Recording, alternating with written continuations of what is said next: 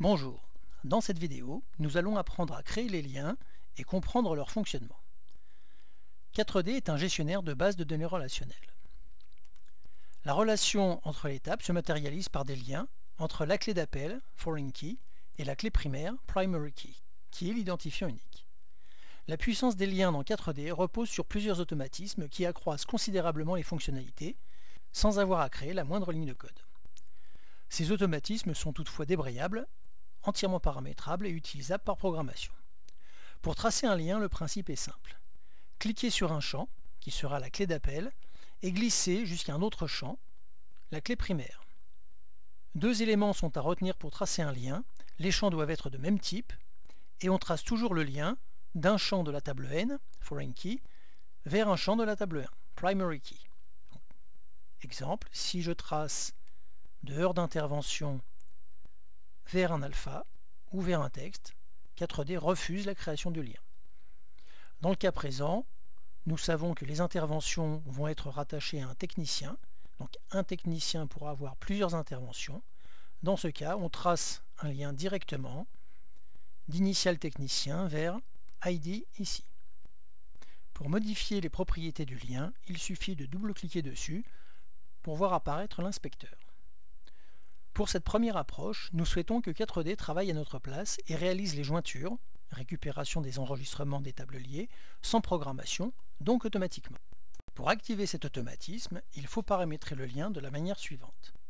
Sélectionnez automatique à la place de manuel dans le groupe d'options lien aller, cochez la case confirmation de création et dans le groupe d'options lien retour, cochez le lien automatique également.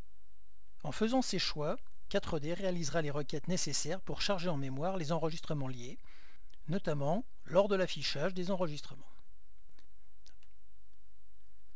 Le lien aller automatique permet, lors de la saisie d'une intervention, d'avoir en mémoire l'enregistrement du technicien dont on a indiqué le code.